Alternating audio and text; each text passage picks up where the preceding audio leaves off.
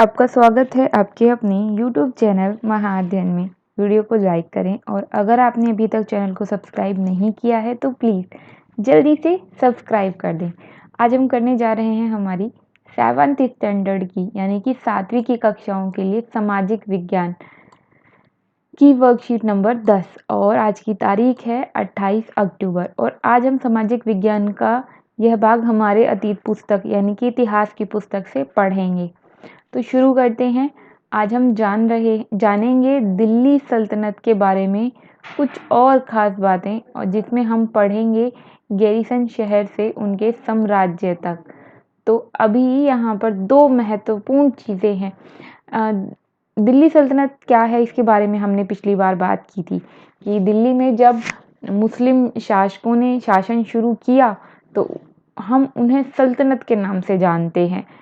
और इसके साथ ही अब यहाँ पर दो नई चीज़ें हैं या दो नए शब्द हैं जिसमें पहला है गैरीसन शहर और दूसरा है साम्राज्य। आपको याद है साम्राज्य शब्द के बारे में हमने छठी क्लास में अशोका वाले चैप्टर में पढ़ा था। तो साम्राज्य क्या होता है तो मैं एक बार आपको याद दिला देती हूँ। मुझे पता नहीं है कि आपकी टीचर्स ने आपको इस बारे में और क्या जानकारियाँ दी होंगी, इसलिए मैं एक बार थोड़े से आसान से शब्दों में आपको बताती हूँ साम्राज्य क्या होता है।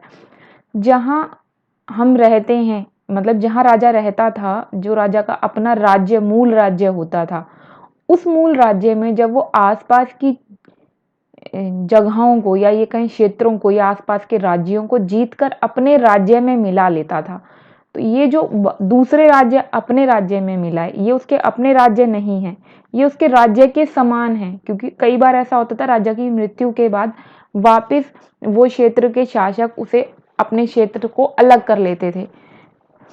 इसलिए ये जो राज्य हैं मूल राज्य में किसी राजा ने दूसरे राज्यों को जीतकर मिला लिया है तो उसे हम साम्राज्य के नाम से जानते हैं। राज्य के समान, राज्य नहीं है वो राज्य के समान है। तो ये है साम्राज्य। ये आपको मैं आसान शब्दों में बता रही हूँ वरना साम्राज्य की परिभाषा तो बहुत बड़ी है ताकि आप समझ सकें। अब होते हैं गैरीसन शहर किसे बोलते थे।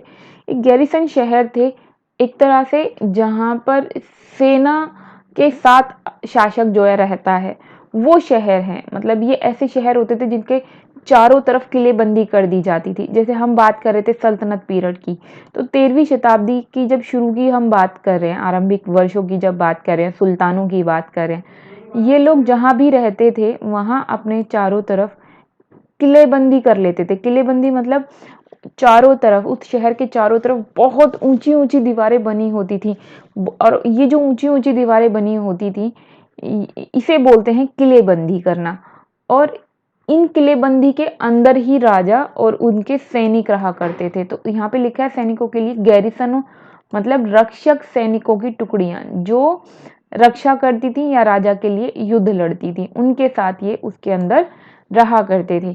अच्छा, जब हम बात करें किलेबंदी की तो अगर आपने नाटक देखे होंगे जैसे महाराणा प्रताप, शिवाजी, इसी तरह से आपने झांसी की रानी देखा होगा। इसी तरह से अगर आपने कुछ दूसरे वीडियोस देखे हैं जिनमें कई बार झांसी के किले की बात की जाती है या कई बार किसी दूसरे किले की बात की, जैसे राजस्थान में भी कई किले हैं और बाहर से जब आपको दूर से दिखाते हैं तो ऊंची ऊंची दीवारें दिखाई देती हैं। जैसे आज हम लाल किला देखते हैं तो आप कई बार जब जाते होंगे तो आपने देखा होगा बहुत ऊंची ऊंची दीवारें दिखाई देती हैं। लेकिन अभी खैर दिल्ली की तो लाल किले की बात करें तो दीवारें हमें कम ऊंची दिखाई देती हैं क्योंकि दिल्ली धीरे धीरे सड़कें ही ऊंची होती जा रही हैं। ये जो किलेबंदी होती थी बहुत ऊंचाई होती थी और ताकि बाहर से कोई उसके ऊपर चढ़कर अंदर ना आ सके। तो अब बढ़ते हैं आगे। शहरों से संबद्ध था क्या शहरों से संबद्ध था? उनसे दूर भीतरी प्रदेशों पर उनका नियंत्रण नहीं के बराबर था। मतलब ये जो सुल्तान थे या ये जो सल्तनत के शासक थे इन लोगों का संबंध केवल इन शहरों से ही था शुरुआत में। कब 13वीं शताब्दी के शुरुआती दिनों में। और केवल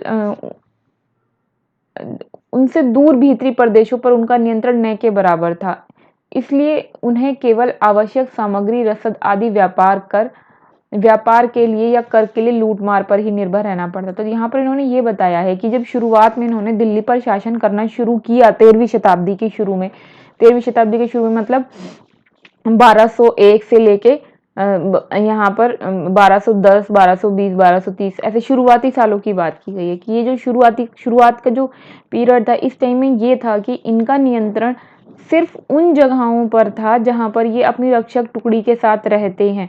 उसके अंदर जो उनके भीतरी प्रदेश थे जिनसे इन्हें चीज़ें मिलती थी, खाने पीने का सामान मिलता था या कुछ और छोटी मोटी चीज़ें जो ज़रूरत की हैं, इनका उन जगहों पे नियंत्रण नहीं था। इन्होंने शासन तो शुरू कर दिया अपना, लेकिन इनका नियंत्रण नहीं है। और इनका नियंत्रण इतना कमज़ोर था कि अगर कहीं पर छोटी सी बगावत हो जाए, यानी कि विद्रोह हो जाए या युद्ध हो जाए, तो या मौसम ही खराब हो जाए, तो इनका सारा हिसाब किताब इतना डगमगा जाता था कि वहाँ की खैर खबर तक भी इनके पास नहीं पहुँचती थी, सामान पहुँचना तो बहुत दूर है। तो जब ऐसी स्थिति थी तो अब ये अपने इंतजाम कैसे करते थे? या तो ये व्यापार करते थे, उससे जो धन मिलता था, या जो थोड़ा मोड़ा टैक्स इनको मिलता था, या फिर ये लूट मार करते थे। तो ऐसी स्थिति थी शुरुआत में इनकी कि इन्हें लूट मार तक पर अपनी जिंदगी को चलाना पड़ रहा था।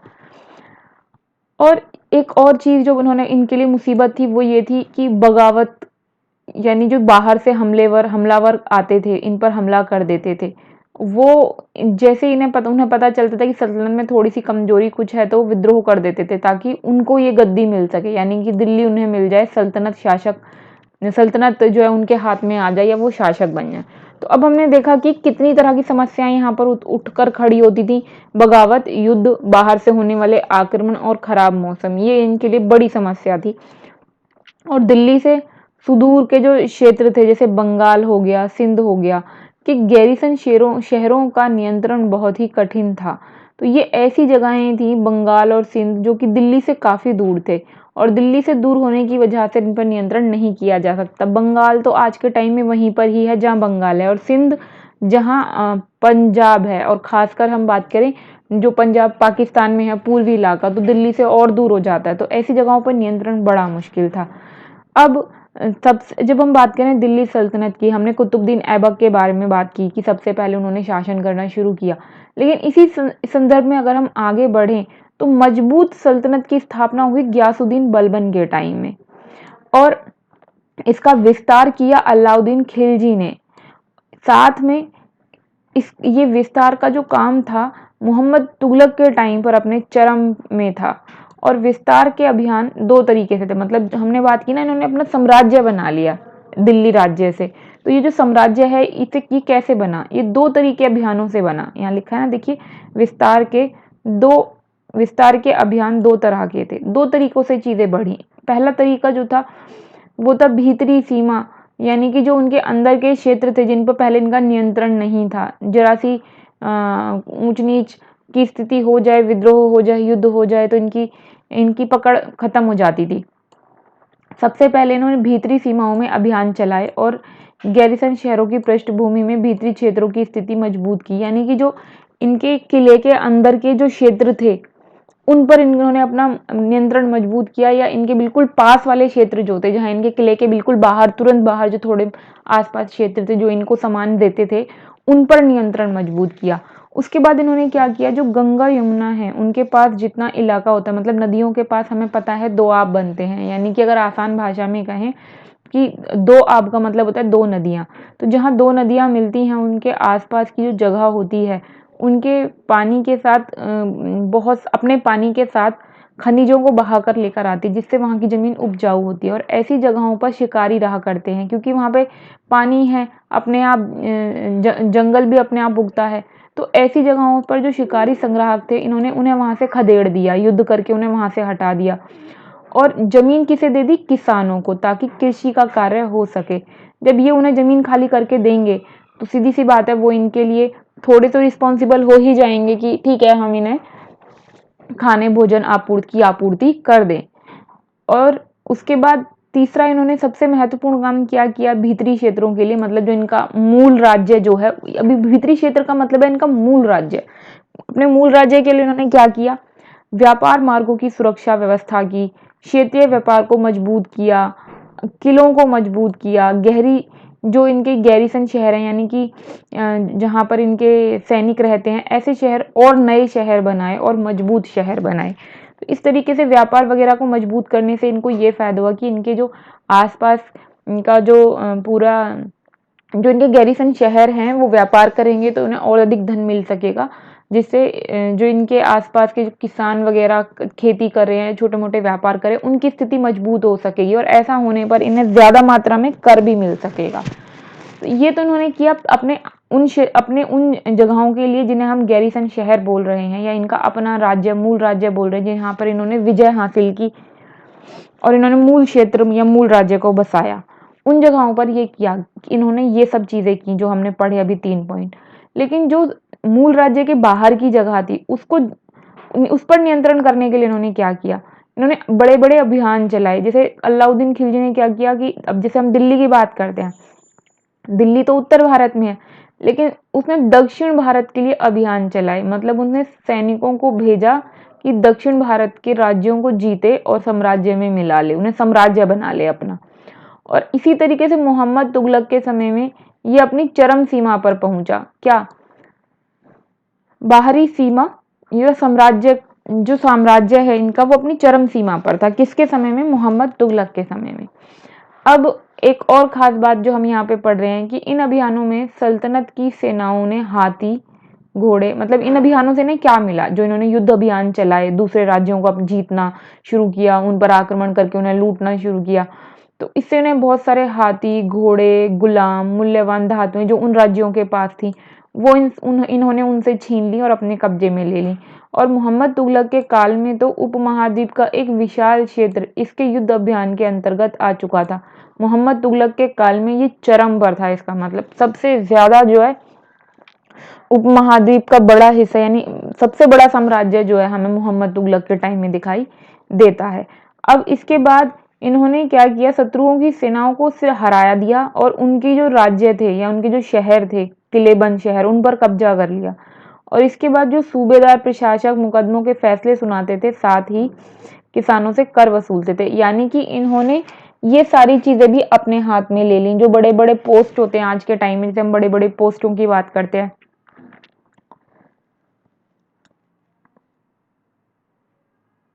उन सभी पोस्टों पर इन लोगों ने अपना शासन करना शुरू कर दिया, अपने व्यक्ति बिठा दिए और अब टैक्स भी एक खुद वसूलने लगे। ये सब इन्होंने काम किए। तो अब यहाँ पर बराबर छोटी छोटी चीजें आ रही थी, शब्द आ रहे थे, जिनको यहाँ पर बताया गया है। भीतरी प्रदेश जो मैंने आपको बता ही दिया, जो इनका अपना मूल राज्य है या जो इनका अपना शहर या बंदरगाह है, उसके आसपास का इलाका जो इनके लिए वस्तुओं और सेवाओं की पूर्ति करता है, जो इनके किले के बिल्कुल आसपास या इनके किले से चिपके हुए जगहें थी। गैरिसन शहर क्या है? गैरिसन शहर है किलेबंद बसाव जहाँ सैनिक रहते हैं, और इसी किलेबंद शहर के आसपास के जो शहर है ना, वही भीतरी क्षेत्र है। और दो नदियों के बीच की जमीन, जो मैंने आपको पढ़ाते हुए बता ही दिया।